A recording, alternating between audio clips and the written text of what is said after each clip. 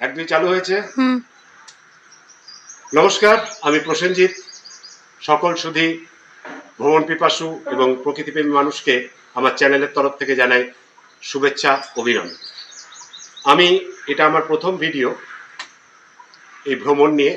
আমরা হুগলি জেলার কিছু অফবিট জায়গায় ভ্রমণ করব এবং আপনাদের দেখাবো কিছু ভালো জায়গা। যারা প্রকৃতিকে ভালোবাসেন, প্রকৃতির মধ্যে থাকতে ভালোবাসেন, তাদের জন্য আশা করি ভিডিওটা ভালো লাগবে। যদি ভিডিওটা ভালো লাগে তাহলে একটু লাইক আর সাবস্ক্রাইব করে রাখবেন আমার পরের এই অফবিট জায়গাগুলোর পরিচয় পেতে। এখন আমরা যেখানে দাঁড়িয়ে আছি তার সেই জায়গাটির নাম হচ্ছে চৌতারা মানব সেবা মিশন।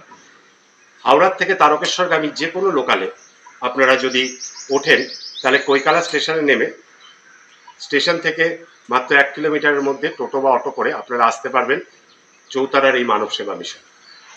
এই মানব সেবা মিশনের যিনি কর্ণধার এবং প্রতিষ্ঠাতা শ্রী সুনীল মহারাজ, তার সাথে আমার পরিচয় হয়েছিল তার একটি কাব্যগ্রন্থ মহাভারতের সত্যবতীকে নিয়ে। উনি এই কাব্যগ্রন্থটি সম্প্রতি প্রকাশ করেছেন। এছাড়াও তার পরিচয় তিনি একজন কবি এবং সাহিত্যিক। অনেক কষ্ট করে ইনি মানব সেবা মিশনটি তৈরি করেছিলেন, কিন্তু প্রকৃতির কিছু নিয়ম আমাদের মানতেই হয়।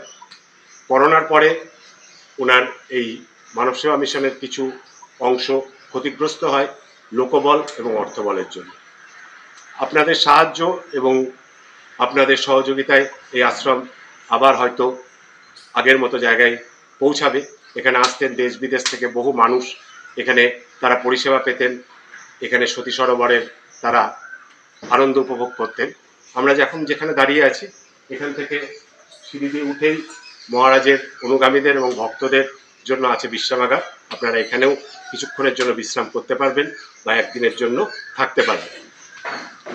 আমরা এখন যে বিষয়ে কথা বলবো যে আমাদের হুগলি জেলার কিছু অফবিট জায়গা যেগুলোর সাথে আপনাদের আমি পরিচয় করিয়ে দেবো। এই ভিডিও যদি ভালো লাগে তাহলে লাইক এবং সাবস্ক্রাইব করে পাশে থাকবেন। এবার আমরা এই চৌতারা মানব সেবা মিশনের প্রথম যে জায়গা, অর্থাৎ গুরু ব্রহ্মা, গুরু বিষ্ণু, গুরুদেব মহেশ্বর, সেই মহেশ্বর বা শিবের জায়গায় আমরা আস্তে আস্তে প্রবেশ করব। এই মন্দিরটি পুনর্নির্মাণের কাজ শুরু হবে। এখানকার শিবলিঙ্গটি এই সতী সরোবর যখন খনন করা হচ্ছিল 1998 সালে, সেখান থেকেই এই শিবলিঙ্গটি ওঠে।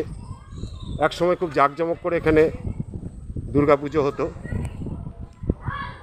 শিবরাত্রি এখনও হয়, কিন্তু কালের প্রবাহে আস্তে আস্তে এই শিব মন্দিরটি অনেকটাই ভগ্নদশায়। মন্দির পুনর্নির্মাণের কাজ চলছে।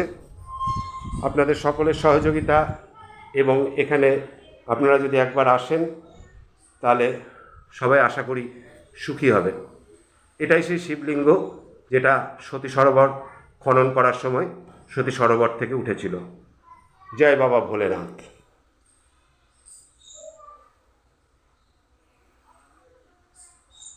ভালো করে দর্শন করুন আমাদের দেবাদিদেব শিবকে। এবার আমরা পরিচয় করব মানব সেবা মিশনের প্রতিষ্ঠাতা শ্রী সুনীল মহারাজ মহাশয়ের সঙ্গে। উনি আশ্রমে বসে আছেন, আমরা কিছু কথা ওনার সাথে বলবো, সঙ্গে থাকুন। মহারাজ প্রণাম। নমস্কার। নমস্কার, সবাইকে শুভেচ্ছা, সবাই ভালো থাকুন। আচ্ছা, আজকে আমার এখানে আসা আমার তো খুবই ভালো লাগলো, এই প্রাকৃতিক পরিবেশে ঘেরা আপনার এই মানব সেবা মিশন।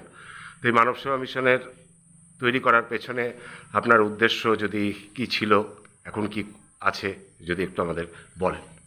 মানুষের সেবাই হচ্ছে ঈশ্বরের সেবা। আমি বিবেকানন্দ বলেছেন মানুষের মধ্যেই শিব রয়েছে, সুতরাং শিব জ্ঞানের জীবসেবাই হচ্ছে মানুষের সেবা। এই জন্য মানুষের শারীরিক, মানসিক ও আধ্যাত্মিক এই তিনটে বিকাশের জন্যই এই মানব সেবা মিশন আমি গড়ে তুলেছি।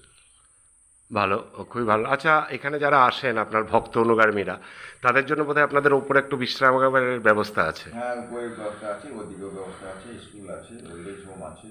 তো মানুষ যদি এখানে আসতে চায়, এই প্রাকৃতিক পরিবেশ দেখতে চায়, আপনি নিশ্চয়ই তাদের স্বাগত জানাবেন। এটুকু শুভ। সুস্বাগতম, সুস্বাগতম। আচ্ছা, আপনার আরেকটা উদ্দেশ্যে আমার আশা, আপনি সম্প্রতি একটা বই প্রকাশ করেছেন আপনার লেখা, মহাভারতের চরিত্র নিয়ে। সেই বইটা সম্পর্কে যদি আমাদের দর্শককে এবং আমাদেরকে একটু জানান। বইটা, এটা হলো সেই বই, মহাভারতের সত্যবতী। সত্যবতী হলেন ব্যাসদেবের মা। এই সত্যবতী যদি না আসতেন, ভরতবংশ বিস্তার লাভ করতো না, কিংবা মহাভারতের যুদ্ধ হতো না। সত্যবতী একেবারে জন্মলগ্ন থেকে আরম্ভ করে তার শেষ অবস্থা পর্যন্ত আমার এই কাব্যের মধ্যে স্থান পেয়েছে। বইটা প্রায় 500 পৃষ্ঠা আছে। বইটার দাম দিয়েছে 600 টাকা, ভক্তদের জন্য 500 টাকা। সুতরাং সত্যবতী কাব্যের মধ্য দিয়ে মহাভারতের যে মৌলিক চিন্তাভাবনা, শান্তি এবং স্বাধীনতা, এই দুটোকেই তুলে ধরা হয়েছে। আপনি তো বহুদিন হঠযোগ এবং রাজযোগও অভ্যাস করেছেন। তো যারা যোগ চর্চা আজকাল করতে চাইছেন অনেকেই, তাদের উদ্দেশ্যে আপনার কি বার্তা থাকবে? আর যোগের আপাতত দুটো ঠিক থাকে, রাজযোগ এবং হঠযোগ দুটো আছে। হঠযোগ 6টা ভাগ আছে: আসন, মুদ্রা, মেটি, জ্যোতি, বস্তি, প্রাণায়াম। হঠযোগ ওই প্রাণায়াম পর্যন্ত গিয়েছে। হঠযোগ চাইছে শরীরটাকে সুস্থ রাখতে। শরীর সুস্থ থাকার পর রাজযোগে যদি মনে করে ধ্যান, ধারণা, সমাধি ইত্যাদি যেটা রয়েছে, সেগুলো দিকে অভ্যাস করবে, করতে পারে, এবং এখানে আসে অনেকে প্র্যাকটিস করে। অনেক ধন্যবাদ আপনাকে, আপনার মূল্যবান সময় আমাদের দেওয়ার জন্য। ভালো থাকবেন এবং এই আশ্রমে শ্রীবৃদ্ধি হোক, এটা আমরা সকলে কামনা করি। ধন্যবাদ। ভালো থাকুন, সবাই ভালো থাকুন। এবার আমরা প্রবেশ করব আশ্রমের মধ্যে থেকে, যেটা এখানে এক সময়ের খুব জনবহুল জায়গা ছিল, সতী সরোবর। আশ্রমিক কিছু মহিলা এখানে বসে আছেন। নমস্কার সবাইকে। আমরা এবার প্রবেশ করব সতী সরোবরের দিকে। আসুন আপনাদের নিয়ে যাই সতী সরোবর দর্শন করতে। একটু পথ চলতে হবে প্রকৃতির মধ্যে দিয়ে, খুব সুন্দর লাগবে আশা করি আপনাদের। দেখুন, আশ্রমের মধ্যে দিয়ে সবুজে ঘেরা পথ দিয়ে আমি আস্তে আস্তে এগিয়ে চলেছি সতী সরোবরের দিকে। পরিযায়ী পাখি, নৌকা বিহার, পর্যটকদের ভিড় একসময় এখানকে মুগ্ধ করত।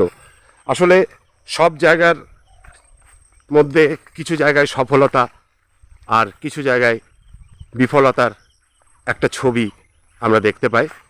এখানে করোনার পর থেকে অনেক কিছুই আস্তে আস্তে সরে গেছে। এখানে একসময় ছিল গোশালা।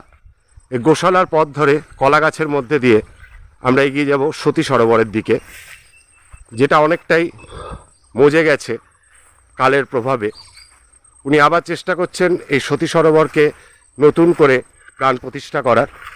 আপনাদের সহযোগিতা, আপনারা যদি এখানে আসেন, এই সতী সরোবর এবং আরও যা জায়গা আছে, রাজরাজেশ্বরী মন্দির, আটপুর, স্বামী বিবেকানন্দের সন্ন্যাসের জায়গা, তারকেশ্বর, এছাড়া বহু জায়গা আমি এক এক করে পর্যায়ক্রমে আপনাদের দেখাবো।